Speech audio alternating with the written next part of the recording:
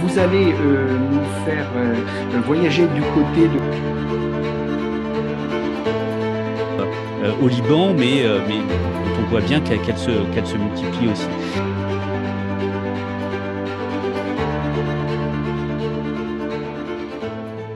La troisième saison de la table ronde sur l'espace public cœur battant de la cité.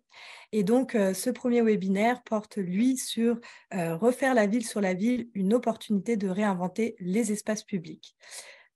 Alors, pour ma part, donc, je suis Charlotte Blunven, je suis ingénieure d'études au sein de l'Association internationale des maires francophones, donc réseau de villes ou association de villes depuis l'espace francophone.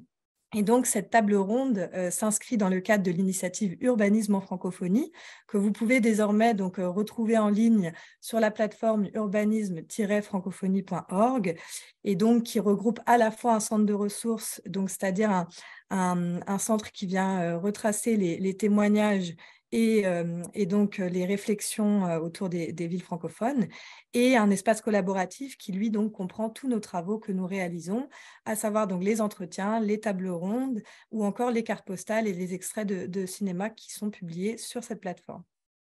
Je remercie tout particulièrement donc l'ensemble du comité de travail, donc à savoir bien sûr Pierre Baillet, secrétaire permanent de l'AIMF, Alain Bourdin, donc sociologue, Sylvain Allemand, journaliste et animateur donc de ce webinaire, et enfin donc Lionel Prigent qui effectuera donc la synthèse et qui lui est professeur à l'Institut de géoarchitecture de Brest, et enfin donc William Gouzien, donc l'expert technique de ce webinaire. Cette initiative Urbanisme en francophonie vise donc à promouvoir un droit à la ville pour tous, et ce par le prisme des valeurs et des choix d'aménagement qui découlent des villes francophones.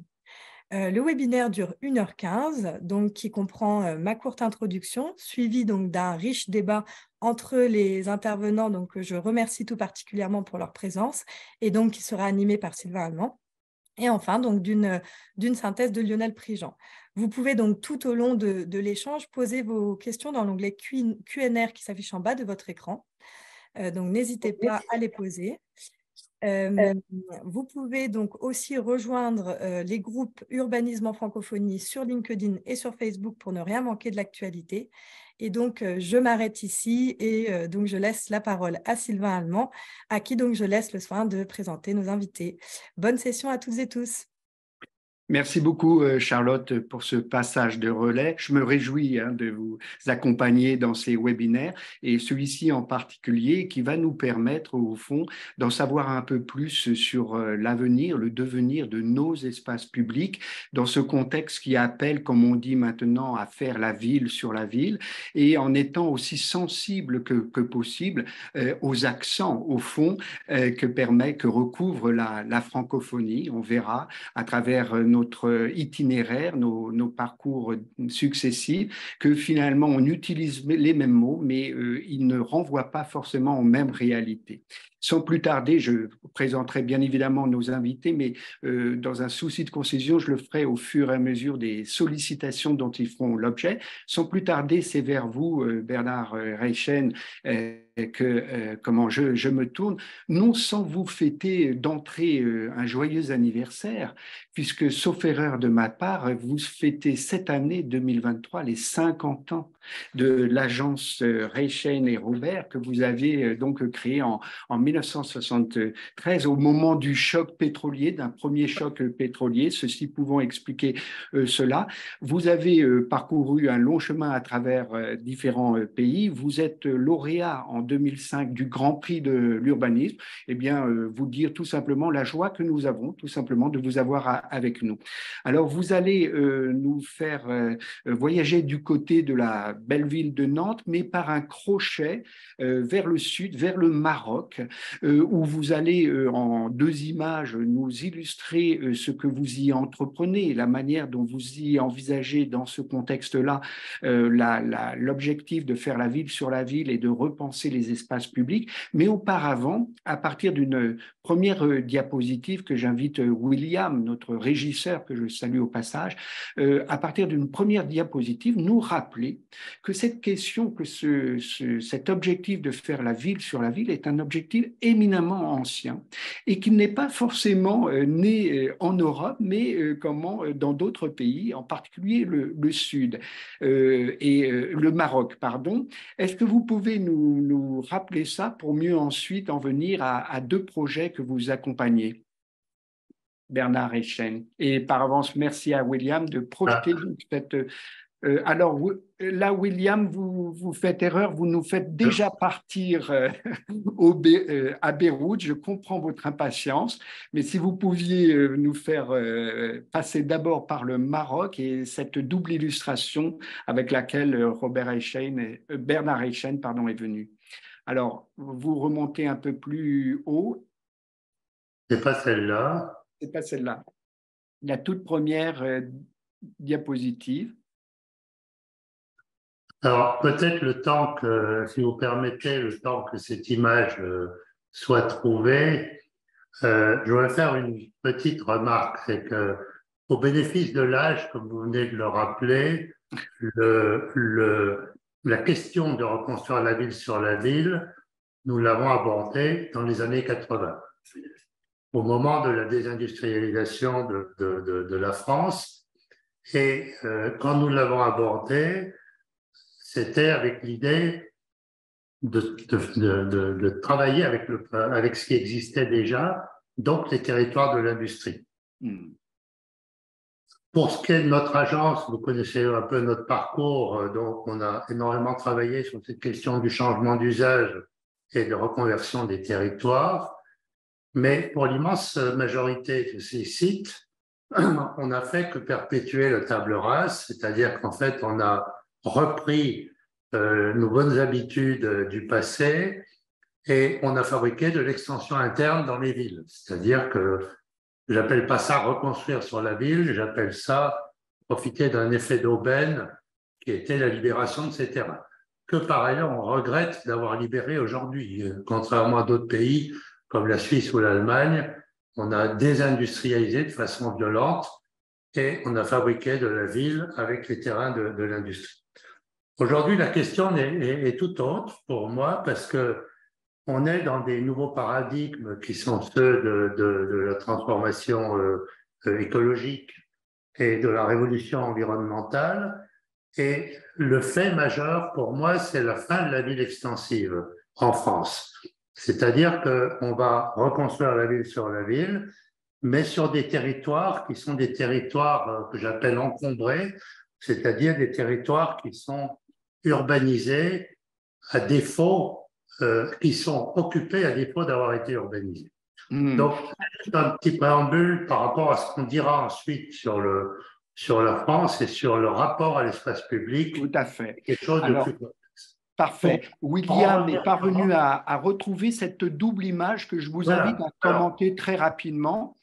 Alors, pour en revenir au Maroc, j'ai une grande passion pour ce plan de Prost en 1917, parce que ça fait partie d'une génération d'urbanistes qui était issue de ce qui s'appelle le musée social, et qui, quand Prost a été appelé en 1914 par Lyotet, ont appliqué ces théories du musée social en faisant de Casablanca, d'une certaine façon, le laboratoire de cette pensée.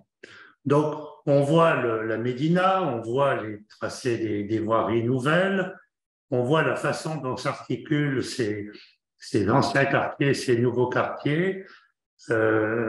Et donc, dans cette démarche de l'époque, on a tracé les bases de ce qui s'est appelé les plans d'aménagement, d'embellissement et d'extension. Et je tiens beaucoup au mot embellissement, parce que le mot embellissement, il imprime le temps dans l'histoire de la ville et il ramène à la ville palimpseste, à la ville du temps long qui s'est construit et stratifié sur elle-même. Donc ça, c'est la position de Prost qui ensuite... Quelle année Bernard Eichen? Alors, Prost est arrivé en 1914, il est reparti en 1923, c'est-à-dire qu'il est revenu souvent au Maroc, mais il n'a pas passé moins de 10 ans au Maroc. Et pour moi, le miracle de Casablanca, c'est comment on a pu tracer une ville en aussi peu de temps, dessiner et tracer, et comment cette ville, ce qui est un autre sujet, est devenue une ville universelle en un siècle.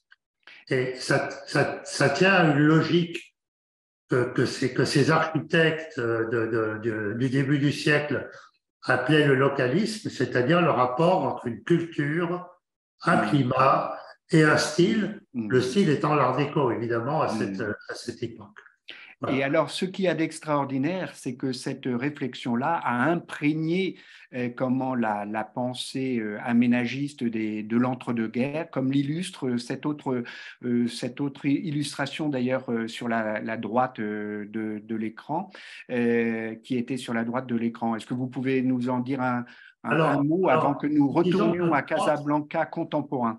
Voilà, Prost, en 1914, quand il est parti, était membre de ce qui s'appelait le musée social. Il a donc interprété ce musée social dans la dimension casablancaise par une sorte de daïr entre 1914 et 1917. Et quand il est revenu, ensuite, ce daïr a abouti à ce qui s'appelle la loi Cornudet, c'est-à-dire la loi d'extension et d'embellissement des villes appliquée à toute la France. Donc Casablanca est devenu le laboratoire, si vous voulez. C'est-à-dire c'est un double mouvement que je trouve absolument passionnant dans la logique de l'époque, mais qui a marqué très durablement l'esprit de l'urbanisme au Maroc et la réalité de la plupart de ces grandes villes, dont évidemment Casablanca était le point singulier. Alors, a-t-il influencé la pensée de Bernard Eyshane intervenant dans le Maroc actuel? C'est une invite à nous dire quelques mots des deux autres projets que vous accompagnez, des deux projets que vous accompagnez. Comment je vous laisse les présenter sur la base des diapositives qui vont suivre. Alors, dans le travail que l'on a commencé il y a une vingtaine d'années au Maroc, on est évidemment, par rapport à ce que j'ai dit au début sur la fin de la ville extensive, à contre-temps par rapport à cela, parce que chaque pays a son rythme, a sa logique, et le Maroc agit dans quelque chose où la question des grands projets avec l'ouverture à l'urbanisation est toujours vivace, mais par contre, elle ne se fait pas dans une logique qui est une logique archaïque du tout. Elle se fait dans des paradigmes qui sont les paradigmes environnementaux d'aujourd'hui. Et c'est ça que je trouve intéressant. Donc, je vais montrer ces deux images, si elles arrivent sur l'écran, qui sont à contre-courant de ce qu'on peut faire en France, mais pas du tout en termes de pensée urbaine ou d'organisation urbaine, puisque ce sont des territoires qui sont d'abord dessinés par la géographie. Alors, ce premier territoire, évidemment, c'est le plus emblématique. C'est l'ancien aéroport d'Anfa, un aéroport historique, qui par ailleurs, ce lieu en 1919 était le premier terminus de l'aéropostale. Donc, autour de 1919, il y a un ensemble de mouvements qui se créent et qui se conjuguent à Casablanca dans un rapport tout à fait particulier à la modernité. Voilà. Et donc, en redessinant ces quartiers, c'est un projet qui est conçu autour d'un parc central qui fait 120 hectares, c'est-à-dire qu'il y a 120 hectares de parc sur 350 hectares de projet, dans la tradition de Le Forestier d'ailleurs à l'époque de Prost. Et on a dans cette logique une espèce de climatologie naturelle, puisque ce parc, il est orienté sur la piste, et la piste elle-même définit le couloir des alizés. Le 03-21, 30 degrés, 210 degrés, que l'on retrouve de Rabat à Dakar, dans toutes les pistes de l'aéropostale. Est-ce qu'on pourrait la voir en plein écran, William, s'il vous plaît? Et parce que à droite, ce sont des zooms sur des réalisations. Alors, à droite, c'est ce qui est en train de devenir le projet, le parc que vous voyez en bas, qui est réalisé par l'agence Terre avec nous. Et puis, quelque chose que je n'ai pas le temps de développer, mais ces points rouges, ce sont les ancrages historiques, une collection de halles aéronautiques et de bâtiments art déco absolument extraordinaires. Et puis, ce parc linéaire qui conduit le vent, si je peux dire, à l'intérieur de ce territoire. Ensuite, quelque chose que je ne peux pas développer, mais vous avez compris, quand il y a un aéroport de ce type, la ville s'est développée autour et que c'est ce que j'appelle une centralité tardive, c'est-à-dire qu'on vient terminer cette ville, mais on ne l'inscrit pas comme un centre historique, on l'inscrit comme une projection de la centralité dans le futur. Voilà. Et donc, le cerne rouge, c'est la place financière de Casablanca, qui est évidemment un objet tout à fait particulier parce qu'il y a une quinzaine de tours qui vont être construits à cet endroit. C'est un travail qu'on a fait aussi avec Franck Boutet sur l'écologie et sur l'ombre positive, c'est-à-dire la façon de travailler l'ombre des tours pour qu'elle soit positive pour ce qui est abrité derrière cette ombre. Et donc, si vous voulez, c'est une chaîne de logique environnementale qui sont maintenant exprimées et développées au travers de ce projet extrêmement complexe, parce que c'est une ville dense et elle commence maintenant à prendre sa place. Tout à fait. Alors, on pourrait s'y attarder de longues heures parce que c'est proprement passionnant. Mais ce que je propose, c'est de donner à voir la diversité des projets que vous menez, même si on y retrouve les mêmes principes, avec donc l'autre exemple avec lequel vous êtes venu, celui de Zenada. Donc, William, si alors, vous pouviez... la ville de Zenada est un tout autre sujet parce que ça se situe à l'est de Casablanca, à l'entrée-est de Casablanca.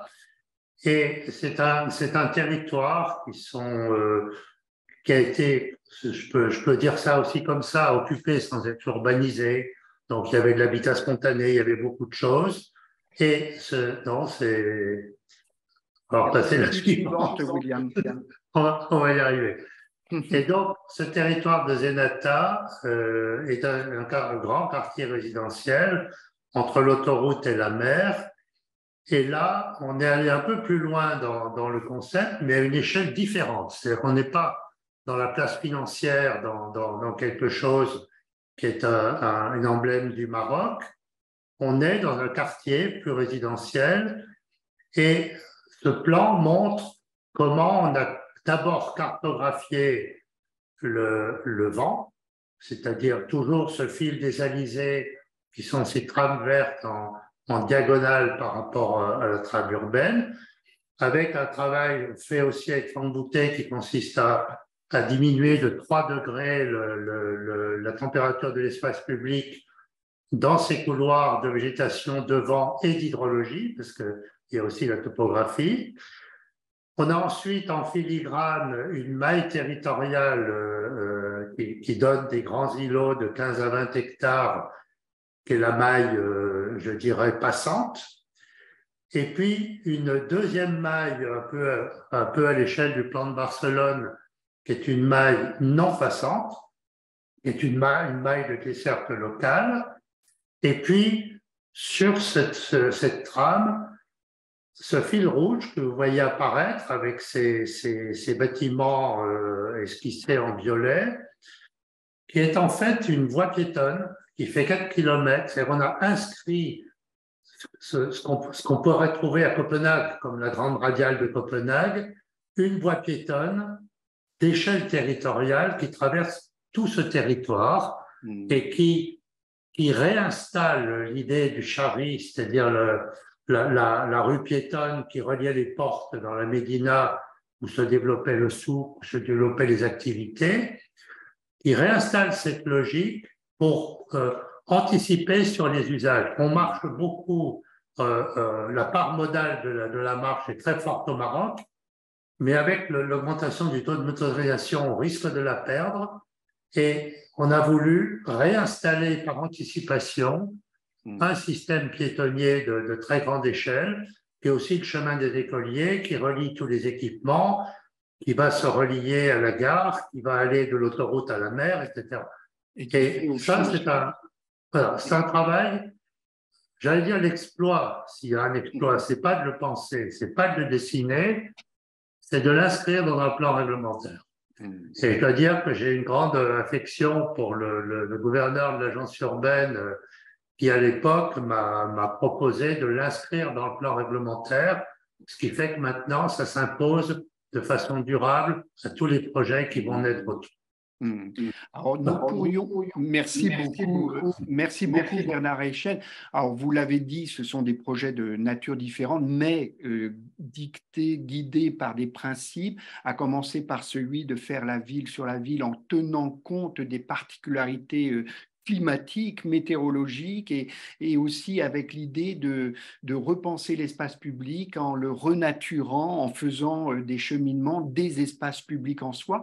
On pourrait rester sur le pourtour méditerranéen en allant voir du côté de Beyrouth, mais allez, et c'est la magie du virtuel que de permettre ça. On va faire un crochet vers Nantes pour illustrer encore une fois la manière dont vous prenez en compte les particularités du contexte, là, qui change du tout autour, puisque l'Atlantique fait place, la Méditerranée fait place dans le contexte nantais à l'océan Atlantique. Donc, William, si vous pouviez projeter la dernière image avec laquelle Bernard Reichen est venu, et vous, Bernard, la commentez. Je voudrais dire que je suis un farouche partisan de la fin de la ville extensive. Mais c'est pas nous qui décidons de ces mutations, c'est ces mutations qui décident de nous, si je peux dire.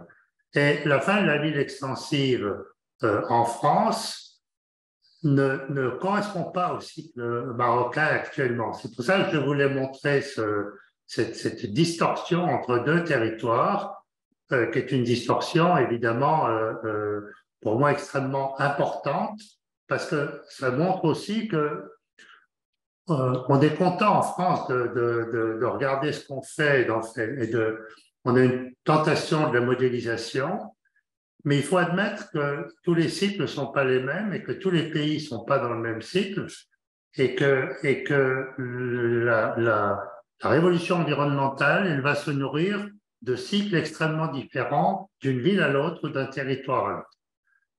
Ça, c'est simplement un plan urbain qui est basé sur des liens et des lieux, c'est-à-dire un grand parcours des coteaux qui relie des parcs qui existent et des abbayes qui existent. C'est le coteau du Bas-Chantenay à Nantes. Un parcours de la plaine qui s'appelle tout simplement la rue des Usines, qui est un parcours qui va continuer l'activité industrielle de part et d'autre du faisceau ferroviaire, mais avec une profonde reconversion.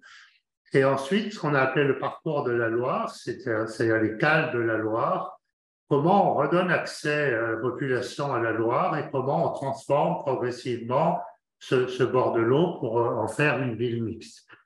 Et ce parcours bleu que vous voyez en filigrane, on est en train de le réaliser avec Loïc Maréchal, le paysagiste avec qui on travaille, pour en faire un parcours piéton vélo nature. C'est-à-dire que c'est un parcours qui concrétise l'idée que la renaturation dans cette plaine industrielle, c'est évidemment gagné sur la Loire et qui a jamais été naturée, entre guillemets, c'est pas une ancienne forêt. La renaturation doit prendre une forme et on a pris le parti, j'ai pris le parti de mettre cette forme dans le principe de la continuité, c'est-à-dire de considérer que les continuités naturelles et les déplacements doux sont un même enjeu et, sous-entendu, devraient bénéficier d'une même ligne budgétaire. Et c'est l'idée d'un troisième réseau par rapport au réseau viaire et par rapport au réseau des transports en commun. Alors, en gros, la thématique, maintenant, c'est 7 ans de travail, 8 ans de travail maintenant sur ce projet. Donc, ce qu'on a à montrer est évidemment beaucoup plus complexe que cette simple image. Mais le paradoxe, c'est que cette image, depuis tout début, reste toujours l'image d'introduction à la méthodologie du projet. Alors, vous avez anticipé une des questions, c'est celle sur la temporalité. Donc, 8 années, eh bien, c'est ce qu'il faut pour repenser, faire la ville sur la ville et comment repenser en conséquence nos espaces publics. Ça s'inscrit dans des démarches de longue durée. Merci pour tout cela. Ça appelle plusieurs questions, mais si vous le voulez bien, on va poursuivre notre parcours et je vous inviterai à écouter ce qui va se dire pour y réagir. Mais on retient une idée force aussi, c'est que bien sûr, à chaque contexte, sa manière de faire la ville sur la ville, de penser l'espace public, et je pense qu'on va en avoir de belles illustrations à travers comment le cas libanais. Avec vous, Mousba Rajab. Alors, je ne sais pas si vous nous avez rejoints, je ne vous Je suis perçois là. pas. Voilà, parfait. Merci d'être avec nous et de nous éveiller l'imaginaire associé à ce pays. Vous êtes architecte urbaniste et professeur à l'université libanaise.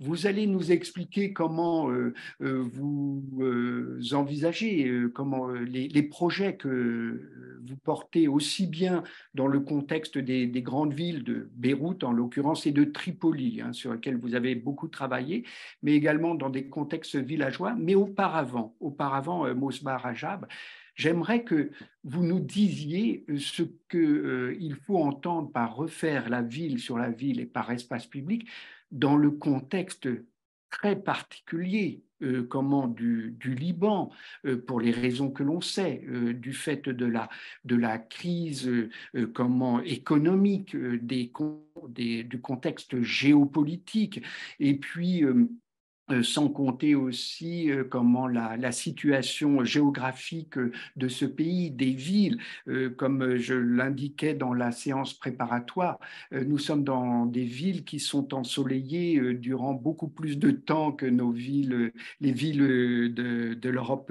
du Nord. C'est quelque chose qu'il faut prendre en considération pour expliquer l'appétence de la population à déambuler, à investir les espaces extérieurs dans la mesure du possible. Donc, dites-nous d'abord comment vous appréhendez ces notions-là, comment elles se disent en libanais, fût-ce dans cette langue francophone libanaise. Mousba Rajab, vous êtes pour cela venu avec des illustrations que j'invite donc à William à projeter, illustrations qui montrent comment le contexte particulier lié au trafic automobile, mais aussi à la propension à y afficher des considérations politiques. J'en dis pas plus, je vous laisse le soin de les commenter, Mousba Rajab.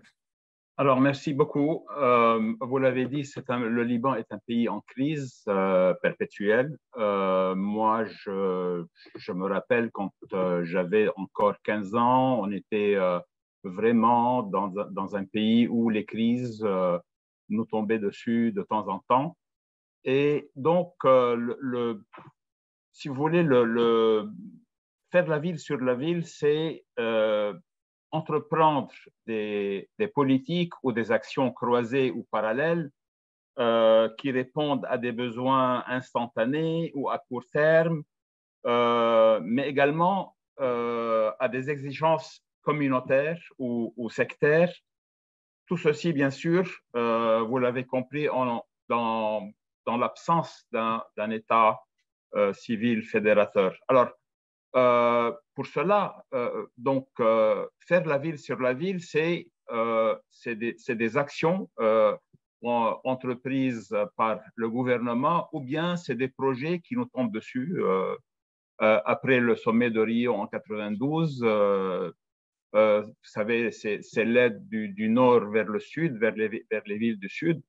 Et donc, c'est des projets qui sont bien sûr financés, mais qui n'entrent dans aucune politique ou stratégie. Alors, pour essayer, il y a beaucoup de choses à dire sur ça, mais on a, comme vous le montrez, j'ai choisi quelques photos pour commenter. Alors déjà, si on parle de l'espace public en même temps, donc l'espace public vraiment, c'est comme conception, comme concept, ou comme notion, on ne l'entend pas comme en Europe, par exemple, ou ailleurs. Ce n'est pas vraiment la valeur civique ou la valeur politique, c'est vraiment le domaine public. C'est pour l'administration, pour le gouvernement, pour les municipalités, c'est vraiment le domaine public donc de l'État, propriété de l'État. Mais en même temps, c'est une acception mélangée ou composée par des usages traditionnels, anciens, des lois modernes de l'époque du mandat français, et donc aussi un peu de l'époque contemporaine. Alors, ce que vous voyez là, par exemple, c'est les affichages politiques, surtout en période d'élection. Des affichages politiques, ça c'est une photo à Tripoli. En période d'élection, les gens, les familles, mais même certains hommes politiques envoient des gens pour afficher ces photos. Tout ce que vous voyez là, c'est des candidats aux élections. Alors, cet affichage politique, il a beaucoup de côtés, si vous voulez. C'est un affichage politique qui, en même temps, est un marquage de terrain. Alors, c'est un marquage de terrain pour dire, voilà, nous, les bleus ou les verts ou les jaunes, on a ce territoire à nous. Mais c'est aussi une façon de créer, d'un autre côté, une façon de créer des frontières virtuelles, des frontières contre l'autre, peut-être, mais aussi contre les services de sécurité, pour leur dire, voilà, c'est pas libre, vous pouvez pas entrer. Et donc, c'est une façon, c'est l'occasion aussi donc de commettre des infractions dans des quartiers pareils. Et donc, voilà, faire la ville sur la ville, c'est aussi donc avoir cette liberté de décider, de construire son quartier, de construire virtuellement son quartier. Alors, on serait tenté, Mousbah Rajab, de vous demander alors quelle est la vertu, la fonction de l'architecte urbaniste. Est-ce que son rôle est d'être fédérateur, de se jouer de ces frontières politiques, confessionnelles? Mais je souhaiterais plutôt comment vous demander comment alors s'élabore cette ville sur la ville. Est-ce qu'elle se fait par le bas, comme le semble le suggérer la dernière illustration avec laquelle vous êtes venu? Et si c'est le cas, quel est le poids des réglementations? Vu de l'extérieur, on pourrait se dire que finalement le contexte libéral n'est pas propice à l'instauration, la reconnaissance d'un minimum de réglementation. Et en fait, c'est une idée reçue que vous voulez bousculer aussi, tout en admettant que voilà, la ville se fait en quelque sorte par le bas, comme semble encore une fois l'illustrer la dernière diapositive avec laquelle vous êtes venu. William, par avance, merci de la projeter. Alors, je l'avais dit déjà, construit par le bas, mais aussi par le haut. Donc, j'ai parlé d'action croisée. Quand on regarde un tel immeuble, pour nous, on considère que c'est un patrimoine du début du XXe siècle, de l'époque du mandat français. Alors, vous avez parlé de réglementation. Oui, nous avons nos réglementations, nous avons des plans directeurs, pas pour le pays, mais pour une partie, moins que la moitié, il faut dire. Dans ces plans directeurs, on ne parle pas de vision, on ne parle pas d'avenir, on parle de zoning. Alors, si je parle un peu de Beyrouth, c'est une image qui se trouve, c'est un immeuble qui se trouve à Beyrouth. Alors, c'est très, ça fait un peu l'objet de ce que je voulais dire, c'est que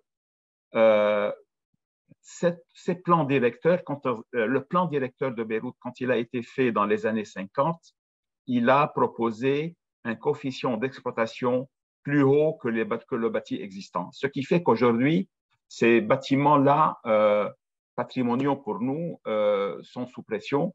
Alors, soit on les détruit et on reconstruit ce que vous voyez derrière les tours, parce qu'ils profitent du fait que le plan directeur propose plus de coefficients d'exploitation. Alors, pour faire des tours comme ça, il faut en même temps joindre plusieurs parcelles ensemble pour avoir plus de coefficients d'exploitation. Alors, ce qui fait, c'est qu'on perd la morphologie des quartiers de cette façon. Et puis, en même temps, après la guerre, donc après cette guerre civile entre 1975 et 1990, après cette guerre, on a eu des lois, des lois peut-être ponctuelles qui proposaient aux Libanais de construire un étage en plus. En contrepartie, l'État donc remplit ses caisses pour, ils avaient dit ça à l'époque, mais ils ne l'ont jamais fait, pour construire du logement. Alors, les gens en ont profité pour construire un état supplémentaire. Puis, cette loi, elle était ouverte à un certain moment. On l'a reproposée après une dizaine d'années, ce qui fait que les gens ont rajouté des étages. Et ce qui fait, c'est que ce que vous voyez là. Alors, il y a cette loi qu'on appelle loi Mur du nom du ministre de l'Intérieur de l'époque, mais aussi il y a une autre loi, c'est la loi de régularisation des infractions à la construction. Alors, pendant la guerre et même après la guerre, à Beyrouth et sur tout le territoire libanais, il y a eu des infractions à la construction. Ça veut dire qu'il y a des gens qui ont construit peut-être des chambres ou des étages, qui ont peut-être construit, même à l'étage, qui ont fermé des balcons. Et donc, on proposait cette action aussi pour remplir les caisses de l'État. Ce qui fait, c'est que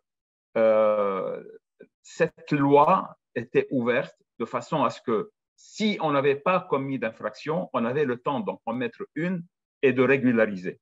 Alors, ce qui fait que, en même temps, donc, quand on marche dans les rues, vous allez voir vraiment un festival de couleurs, de béton. C'est vraiment de cette façon, on a perdu toute morphologie qu'on avait au départ. Voilà. Et ça, c'est vraiment dommage pour le patrimoine. Alors, vous venez de lâcher le mot que j'avais dans la bouche, c'est la question du patrimoine, de la manière dont vous le préservez malgré tout, le rôle de l'architecte urbaniste dans cette préservation, de la recomposition de la ville en partant de cet existant-là, pour reprendre la formule de Bernard Reichen. Ce que je vous propose, c'est de le faire plus en interaction avec nos intervenants, y compris le dernier que nous n'avons pas encore entendu. Donc, Sylvain Grisot, merci Sylvain de nous avoir rejoints. Alors, j'allais vous confier le rôle de discutant parce que vous intervenez sur ces problématiques à travers une agence conseil, Dixit.net. Vous êtes également l'auteur d'un ouvrage sur comment l'urbanisme circulaire, ce qui fait un lien avec le prochain les webinaires, on aura l'occasion d'en parler. Mais avant de nous dire comment vous saisissez, vous accompagnez les acteurs comment de la ville, de l'urbanisme, de l'aménagement, en vue de repenser la ville sur la ville et les espaces publics dans le contexte de changement climatique, et donc avec la nécessité de cette renaturation qu'est-ce qu'il sait lui-même Bernard Reichen. Peut-être vous laissez réagir à chaud à ce que vous avez entendu, nous dire ce que ça vous a inspiré, Sylvain Grisot. Oui, écoutez, merci pour l'occasion de prendre la parole, mais surtout sur la présentation. Je pense que de toute façon, ce qui est vraiment intéressant, c'est ces effets contrastes. On a à la fois et on ne l'apprend pas aujourd'hui, mais qu'un contexte français, libanais ou marocain sont des contextes différents. Et on le voit bien que sur nos politiques urbaines, on a à la fois un climat, des histoires, des passés, des passifs parfois, mais des patrimoines aussi qui sont différents. Et puis, Bernard Reichen le montrait bien, des cycles de développement urbain hein, qui sont différents, qui sont associés aussi à des dynamiques à la fois économiques et démographiques. Et puis, on le voit, on a des contextes réglementaires qui vont faire évoluer différemment, finalement, aussi dans le temps long. Mais on a aussi des communs, et c'est ça, je trouve, qui est vraiment intéressant, avec des formes aussi de culture commune hein, sur la fabrique de la ville, où on retrouve, et j'y reviendrai, cette place que donne l'urbanisme à la française francophone dans ses différentes traductions et évolutions, en tout cas que je viens contraster par rapport à un espace public anglo-saxon qui est souvent une forme de délaissé hein, entre des lieux d'action du privé. Et là, on a bel et bien une action du public plus ou moins bien pensée hein, et qui impacte l'ensemble de la ville. On a en commun cette oscillation entre ces périodes d'extension et ces périodes de construction de la ville sur la ville, mais aussi, Bernard Reichen en parlait très bien, des modalités de réalisation de la ville sur la ville. Ce n'est pas la même chose, finalement, de gommer de vastes emprises, que ce soit du passif industriel ou des infrastructures, pour refaire un bout de ville et finalement une forme d'extension par l'intérieur. Ou de s'engager dans des démarches que j'ai pu appeler des démarches d'urbanisme circulaire. Et puis, autre commun, finalement, quels que soient ces territoires, c'est bien l'impact et l'enjeu de la gestion des microclimats locaux, mais aussi des crises associées à des logiques de temps court, hein, qu'elles soient économiques ou climatiques. Et puis, en contraste, hein, finalement, ce projet urbain qui se déploie dans le temps long, qui met du temps, hein, et finalement, 8 ans à Nantes, c'est que le début hein, d'une transformation d'un quartier. Ça met du temps et ça nécessite une projection dans le temps long. Écrire un quartier aujourd'hui, c'est pas penser à 2050, c'est penser nécessairement bien au-delà. Donc, on a une oscillation avec un besoin de résilience immédiat et des inconnus. Des crises telles qu'on les vit de façon répétitive quelque part, avec des facettes différentes, hein, des visages différents au Liban, mais dont on voit bien qu'elles se multiplient aussi. Et là-dessus, l'espace public, c'est à la fois un espace extrêmement fragmenté et le lieu du commun. C'est à la fois l'espace du risque, de l'exposition au risque et au péril, mais aussi l'espace de résilience. C'est aussi évidemment l'espace de la mobilité, de la voiture, mais aussi de la lenteur et de la marche. Et là-dessus, on vient retrouver hein, finalement dans cette logique d'action publique sur l'espace public, mais au travers de l'espace public. Et c'est bien cette culture du projet urbain, hein, qui est sans doute un commun aussi, où l'espace public, c'est un moyen d'agir aussi sur les dynamiques privées. Alors, on rentre sur un temps de construction de la ville sur la ville, ici et ailleurs, avec des degrés très différents, hein. Y compris le dernier rapport du GIEC montre combien on a là-dessus des contrastes avec des attentes, y compris sur les gains carbone différentes en fonction notamment des pays et des géographies, avec pour l'Europe occidentale notamment une attente d'action sur l'existant et plutôt une attente d'innovation et de transformation des modalités de la construction neuve sur d'autres territoires plus dynamiques. Mais quoi qu'il en soit, on a tous ce même besoin de résilience, que ce soit au coup de chaud, à la question de l'eau, hein, de sa présence ou de son absence d'ailleurs, mais aussi la nécessité de planter. Et là, on voit bien que la transformation, ce que j'appelle la métamorphose, l'espace public revient au cœur. À la fois pacification, hein, gain de place, notamment en gagnant de la place sur la voiture, mais aussi redécouvrir les sols, recréer le fil de l'eau, planter massivement, hein, à la fois pour l'ombre, pour la végétalisation, pour le plaisir aussi de tout ça, rendre la ville agréable. Alors, Sylvain, Ouais. sur ce point-là, effectivement, vous avez aussi un point de vue que je trouve intéressant et on verra comment nos deux autres invités réagissent, ainsi que nos webinaires. Alors, j'introduis peut-être un néologisme, hein, on parle d'auditeurs, de spectateurs. Est-ce qu'il faut parler de webinaires? Je ferme la parenthèse, mais je les invite à ne pas hésiter à poser des questions. Avant d'entendre Bernard Reichen et Mousba Rajab, j'aimerais tout en pointant l'intérêt de cette notion de commun que vous introduisez, que je trouve très stimulante. Peut-être vous amener aussi à nous en dire un peu plus, fût-ce en quelques mots, sur aussi la nécessité de penser l'espace public comme un lieu de cohabitation entre des humains et du vivant non humain. Et dimension qui a été évoquée par Bernard Reichen, mais est-ce que vous pouvez nous en dire plus et nous écouterons nos deux autres intervenants.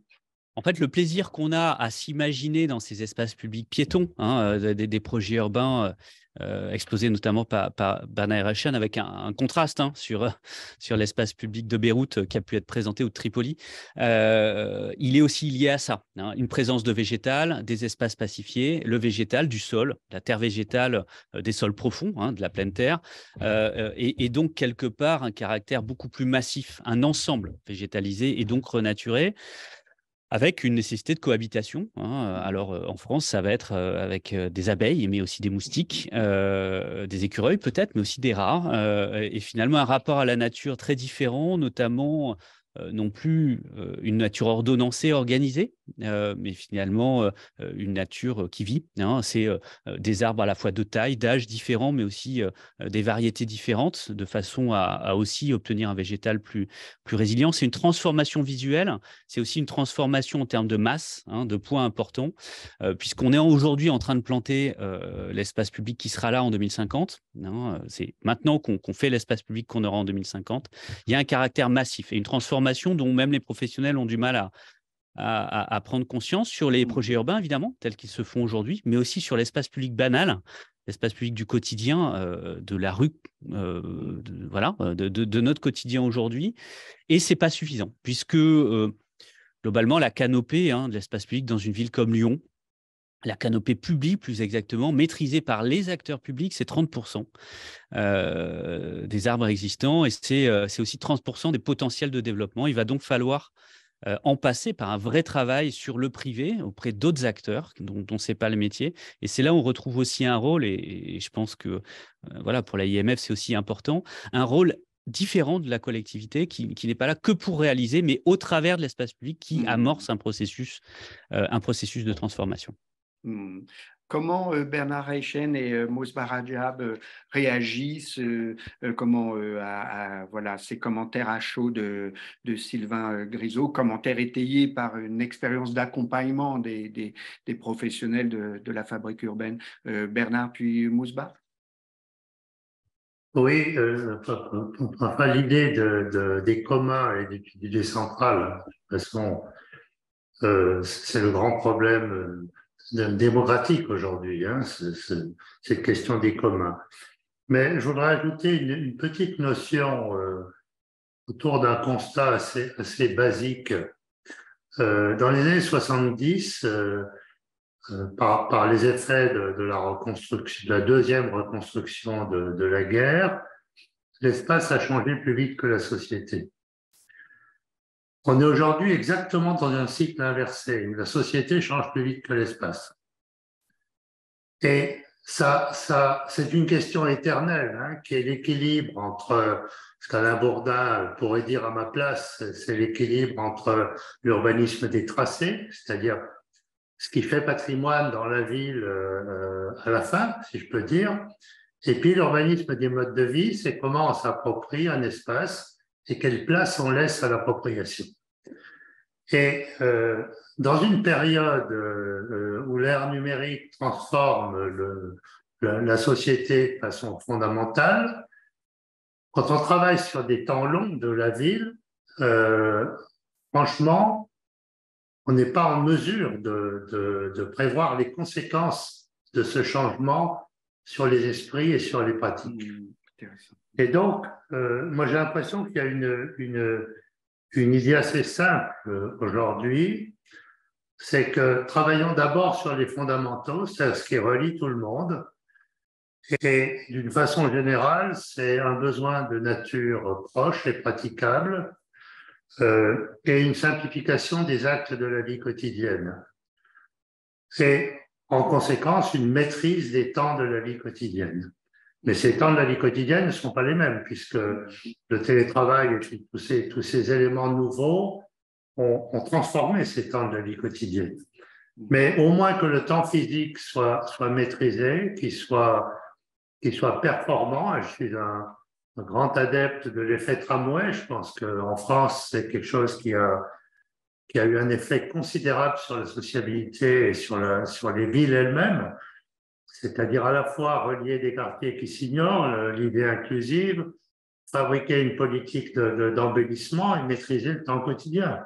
Alors, maîtriser le temps quotidien, ça peut se faire à pied, à vélo, en tramway. Après, c'est un problème de répartition, mais plus que jamais, je pense que le couple nature-mobilité douce doit être théorisé beaucoup plus profondément que ça. Alors, après, le terreau n'est pas le même. C'est-à-dire qu'au Maroc, il suffirait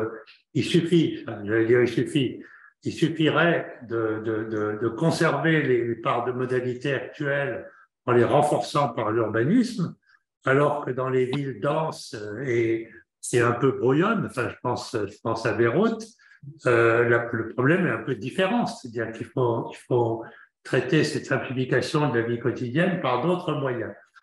Donc, je pense qu'il y a quelques fondements qui vont un peu à la simplicité et qui me semblent la seule position commune à tous les territoires qu'on pourrait avoir aujourd'hui. Alors, Mousba Rajab, je ne doute pas que vous adhériez à tout ce qui vient d'être dit, tant du côté de Sylvain Grisot que de celui de Bernard Reichen, mais je pose crûment la question, est-ce que néanmoins c'est audible lorsqu'on l'entend depuis le contexte libanais? Oui, mais bon, je dois cependant introduire un peu, je parlais tout à l'heure de ces usages traditionnels. On pourra, si vous voulez, vous pourrez regarder un peu les travaux de Jean-Charles de Paul, par exemple, ou de Shawed Douaihi ou de Nabil Beyhoum sur l'espace public et qui tous ne parlent pas d'un espace public tel que l'on entend en Europe, mais plutôt, je l'ai dit tout à l'heure, d'un espace commun, mais aussi d'un espace où des espaces liés à des métiers. Donc, ces espaces-là, ils peuvent être privés ou religieux. Ces auteurs ou ces chercheurs ont beaucoup travaillé sur les cafés, par exemple, dans la ville arabe à la fin du 19e siècle, mais même au 20e siècle. Le café était pour les hommes un espace public masculin par excellence, mais aussi les hammams. Les hammams, c'est les bains publics où les gens profitaient d'aller faire un bain pour se réunir, pour parler de l'état politique, de la situation politique, mais aussi des mosquées. Alors, entre une prière ou une autre, ou en attendant des prières, les gens se regroupaient pour parler un peu. Quand on est dans des souks, par exemple, c'est surtout les commerçants pour parler de leurs affaires, de leurs problèmes. Et donc, c'est un peu ça ce qu'on a hérité des époques du XXe siècle et du XIXe siècle. Alors, actuellement, c'est un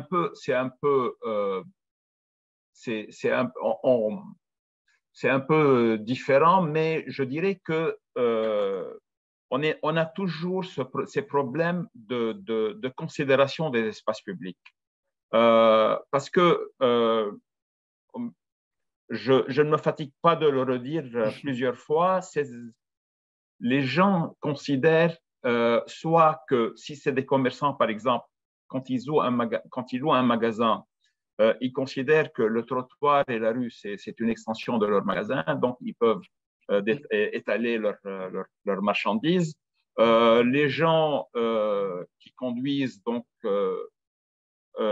parquent leur voiture d'une façon vraiment sauvage, soit sur le trottoir, soit en deuxième file. Alors, on est toujours dans un pays où la crise, je vais le dire, a vraiment, je vais le dire comme ça, mange tout. Ça veut dire qu'on n'a plus les moyens ni l'action de vraiment d'apprendre aux gens qu'est-ce qu'un espace public? Il faut vraiment agir. À cette occasion, j'aimerais vraiment dire que, donner un exemple, l'État libanais, donc, après cette crise économique, après l'explosion du port de Beyrouth, et après la crise économique, les gens réclamaient le transport public, le transport en commun, qu'on n'a pas vraiment. On a des espèces de transport privé commun, mais ce n'est pas vraiment réglementé, ce n'est pas sûr. Alors, les gens ont réclamé le transport en commun public, et pour répondre à ça, le ministre des Transports a demandé aux Français, au gouvernement français, de lui offrir des bus.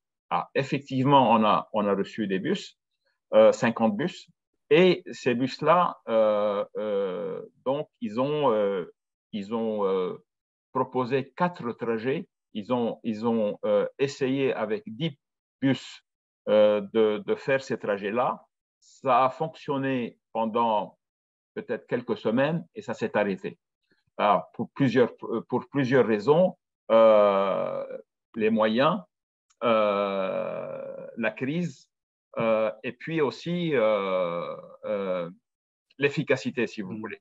Alors, pour compléter cet exemple, quand on a vu ça, j'ai vraiment entamé avec mes étudiants, maintenant là on est en cours, des projets, des exercices, pour voir vraiment, quand on parle d'espace public, pour pouvoir avoir un transport en commun efficace, quelles sont les actions préalables qu'il faudra prévoir avant de parler de transport en commun? Alors, on est en plein dedans, mais je vous assure que c'est vraiment très intéressant de voir comment pensent les étudiants.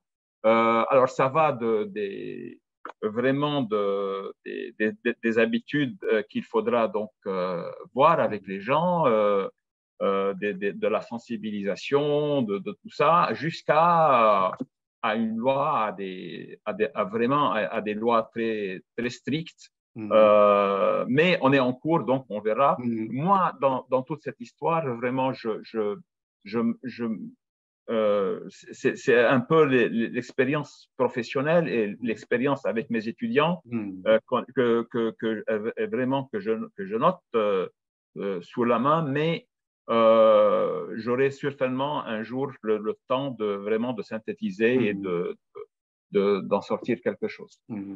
Avant d'entendre en 2 mots Bernard Reichen et puis Sylvain Grisot réagir à votre témoignage que je trouve extrêmement stimulant et intéressant, nous dire en quoi vous les convainquez d'aller voir de plus près la situation libanaise et de Beyrouth en particulier, si ce n'est déjà fait, peut-être m'autoriser à inviter l'AIMF à vous donner un droit de suite. On voudra en savoir un peu plus sur le résultat de ce travail conjoint avec vos étudiants, mais aussi une question sur cet enjeu de la renaturation. Comment ce serait poser les choses crûment que de dire que ça ne serait pas votre cadet des soucis compte tenu du contexte que vous nous décrivez, ou non, il y a quand même encore une place pour y intégrer les préoccupations, les sujets de préoccupation évoqués par Bernard Reichen et puis Sylvain Grisot, à savoir aussi apprendre à cohabiter avec du vivant qui n'est pas exclusivement humain. En 2 mots. La question est pour moi. Oui. Oui, non, oui.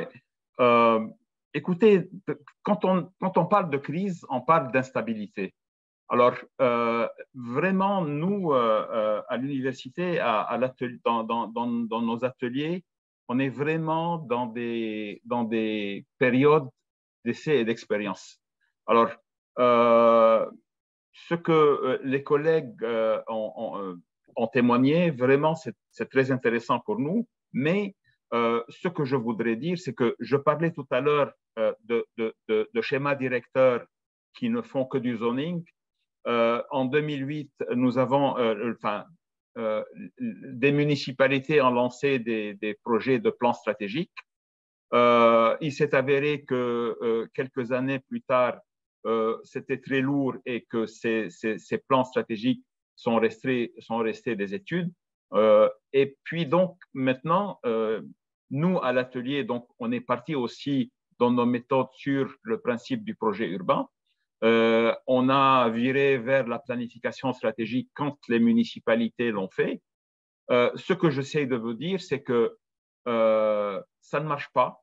On s'est penché un peu sur l'acupuncture urbaine, un peu sur le placemaking, mais d'une façon méthodologique, on n'arrive pas un peu à, si vous voulez, à faire avec la crise, à faire avec cette situation vraiment instable. On essaye on essaye de tester, d'avoir des expériences. Et puis, donc, j'ai pas de réponse. On est en pleine expérience, donc on verra. Hein, on verra. Avant d'entendre Lionel, comment prie Jean se livrer au difficile exercice de la synthèse, Bernard Reichen et puis Sylvain Grisot en 2 mots, en quoi néanmoins le témoignage de Mousba Rajab vous a convaincu que si le Liban est un contexte extrêmement singulier compte tenu de tous les motifs que l'on a rappelés, il n'en reste pas moins peut-être aussi une source d'inspiration pour vous autres qui intervenez dans d'autres contextes confrontés à des crises de moindre intensité. Bernard Reichen? Non, mais le Liban est un pays merveilleux et on a un sentiment très frustrant de paradis perdu, si je peux dire, d'une certaine façon. Donc j'espère que c'est une question de cycle, encore une fois, et que on retrouvera quelque chose qui est l'imaginaire que l'on peut avoir du Liban, ou même la réalité, parce que sur place, il y a encore des lieux qui sont des lieux merveilleux, quoi. Mais je voulais dire aussi une chose, parce que par rapport à la renaturation, quelque chose qui m'a intrigué beaucoup au Maroc récemment, c'est après le Covid, parce que je ne suis pas allé pendant le temps du Covid et j'y retourne maintenant, c'est la transformation de la ville de Rabat, qui est devenue un incroyable jardin global. Et pour que ce soit possible, il faut rentrer dans la politique d'embellissement d'abord, c'est-à-dire avoir cet esprit de l'embellissement, et il faut ensuite avoir des lieux où on peut embellir. Et je me suis aperçu que dans la ville, les interstices ou même les délaissés sont une richesse pour le futur, voyez, et que c'est un peu le travail aujourd'hui sur ces territoires de l'extension urbaine. Je veux dire, c'est ce que j'appelle les 30 peu glorieuses, quoi, les 30 qui n'ont pas été planifiées, mais qui ont été dévorées par l'étalement urbain. Et sur ces territoires complètement incertains, qui ne sont pas patrimoniaux du tout, il y a une mosaïque urbaine extrêmement riche. Comment la révéler et comment fabriquer un deal privé-public pour que l'enrichissement autour de la nature corresponde avec l'enrichissement des personnes et du quartier, c'est un véritable travail, mais je m'aperçois que quand cet effet d'embellissement est voulu et programmé, ça donne des résultats absolument miraculeux. Alors évidemment, il y a toujours un sujet, c'est dans l'expression, dans la représentation du paradis dans le monde arabe, on associe la luxuriance de la végétation à l'abondance de l'eau. Et là, on a un problème, un nouveau problème. C'est-à-dire que, effectivement, on peut fabriquer une logique d'embellissement, mais alors Bernard Reichen, en conséquence, travailler la question de l'eau. Là, vous esquissez un autre cycle de webinaire et pourquoi pas, c'est enregistré. Et avant de nous quitter, alors je signale une intervention parmi les webinaires de Brigitte Bertoncello, là, qui revient sur, et ça permettra de faire transition avec Sylvain Grisot, qui revient donc sur comment c'est commun en constatant que les projets présentés ici, au-delà des projets présentés ici, la place des espaces publics est loin de constituer le cœur des projets et reste trop souvent secondaire, voire et elle renvoie à ce qu'il reste une fois les constructions réalisées. Voilà, donc je partage ce commentaire, nous le mettons dans le pot de la réflexion. Sylvain, pour conclure en quelques petits mots. Et peut-être juste pour faire un lien entre d'un côté Beyrouth, et vous le disiez très bien, la crise c'est l'instabilité, et quelque part en quoi est-ce que le Liban peut être aussi une forme de territoire sentinelle d'une instabilité qui tend à s'étendre partout. Alors, d'une autre nature, en tout cas, dans l'origine est d'une autre nature, elle est à minima climatique, mais on voit bien que tout ça est extrêmement lié, en tout cas, au moins dans ses effets. Et finalement, ce qu'exprimait Bernard Reichen dans la capacité à transformer. Et on voit bien là-dessus qu'un espace public qui soit un espace public de la résilience, c'est-à-dire résilient en soi, mais qui permette plus globalement à l'espace urbain d'avoir de la résilience, ça se construit, ça se bâtit, il faut trouver de la place, et il y en a bien souvent, notamment dans cette ville non planifiée, non organisée, mais quoi qu'il en soit, c'est une infrastructure, c'est l'échelle d'une infrastructure, et cette canopée, c'est l'échelle d'un métro, et faire un métro ou un Paris haussmannien ou des équipements des Jeux Olympiques, ça nécessite une volonté, ça nécessite une vision de temps long, une capacité à mobiliser, finalement, ça nécessite un État ou quelque chose qui y ressemble de façon à agir et qui fait aujourd'hui cruellement défaut au Liban. On a donc là bel et bien un pan entre quelque part trouver les moyens de la mobilisation pour construire cette infrastructure vivante qui permet la résilience ou s'inspirer à défaut, j'ai envie de dire, d'un pays sentinelle de la crise et de ses instabilités avec tous les défauts et tous les problèmes que ça démontre. Soyons plus à l'écoute, plus respectueux de ce qui se passe aujourd'hui au Liban. Je pense que les difficultés devraient nous avertir, mais aussi les pistes de solutions nous informer.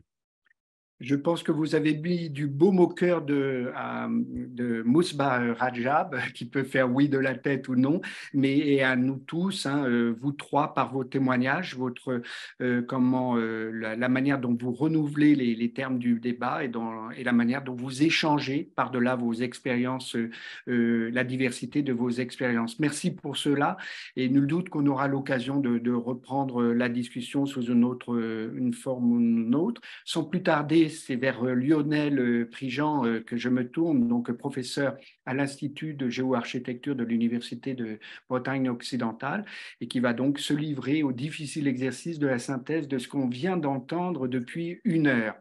Lionel, à toi. Eh bien, bonjour à toutes, bonjour à tous, chères webineuses et webineurs. Pour reprendre le néologisme donc inventé il y a quelques minutes par Sylvain Allemand.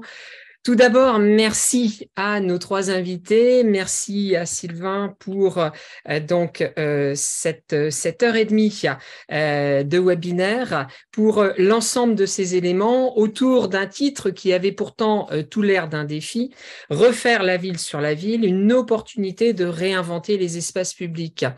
Alors bien sûr, nous avons commencé toute cette affaire par des éléments de définition et Bernard Reichen donc nous y a bien aidé en distinguant finalement, suivant cela l'historien Jacques Le Goff, la ville comme lieu physique de la ville, donc cité, perception politique, perception citoyenne, mais on aura l'occasion d'y revenir. La ville, c'est donc le terrain de réflexion, le terrain d'analyse, le terrain de travail, de réalisation des urbanistes, des architectes. C'est une infrastructure, c'est un terrain sur lequel on produit, on construit au travers donc des réalisations un existant, des infrastructures, mais c'est aussi le lieu que l'on essaye d'embellir. Et donc Bernard Reichen nous rappelait que ce souci d'embellissement, eh bien, il ne date pas d'aujourd'hui.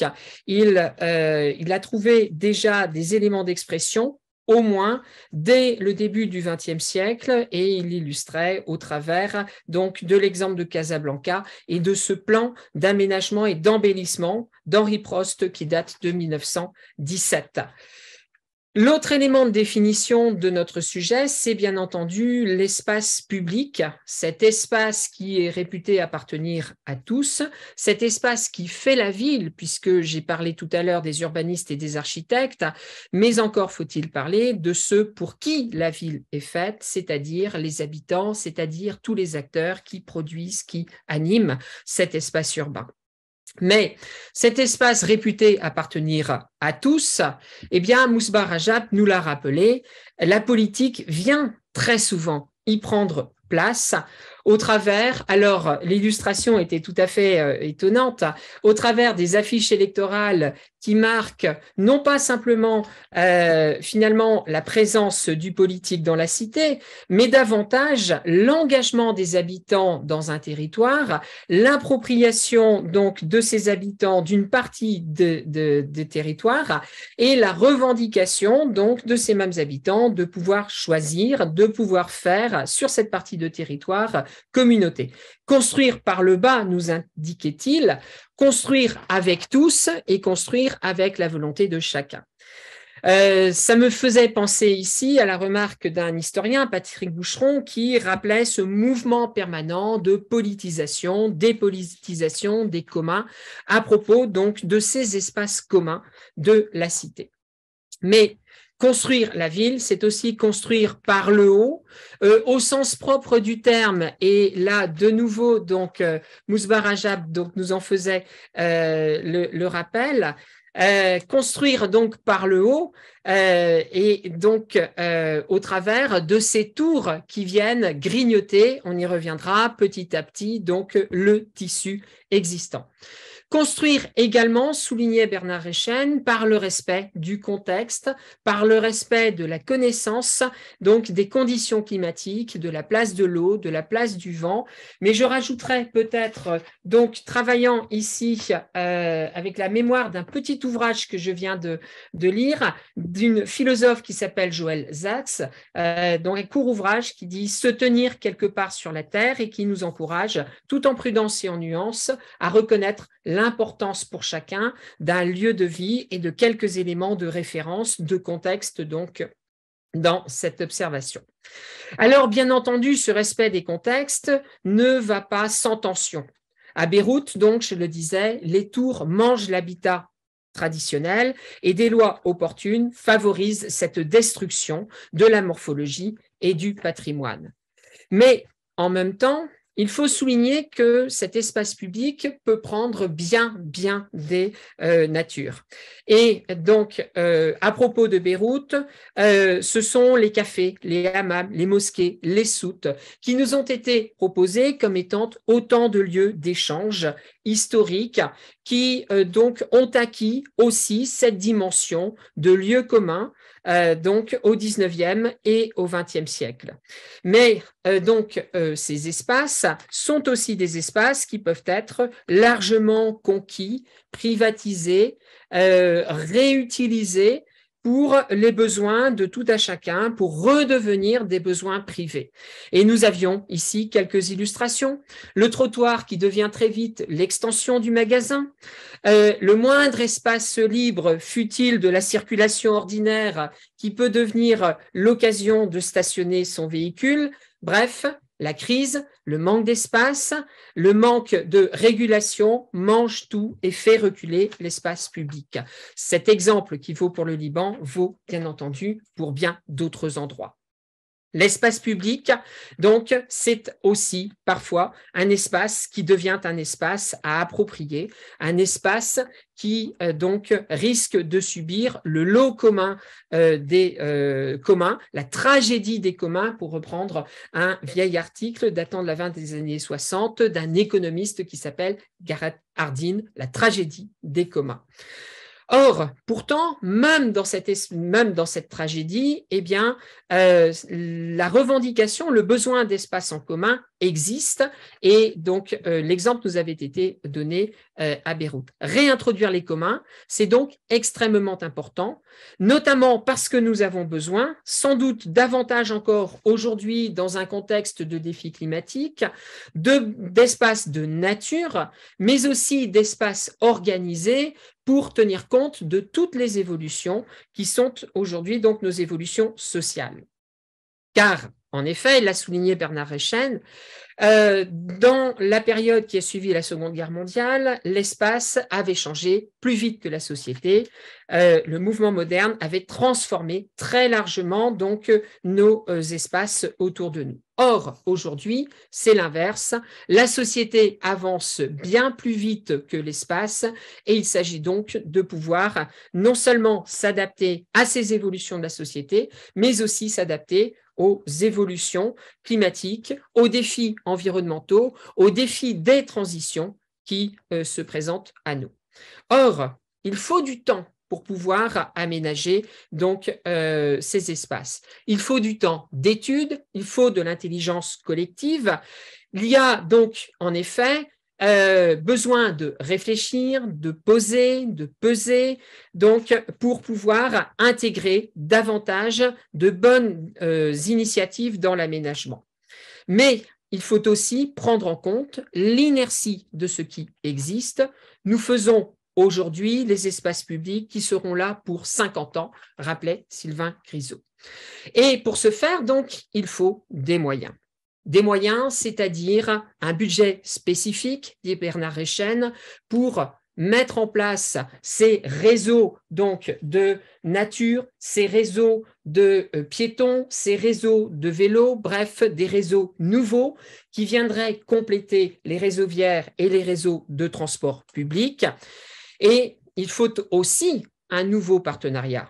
Un nouveau partenariat car le public tout seul ne pourra pas tout.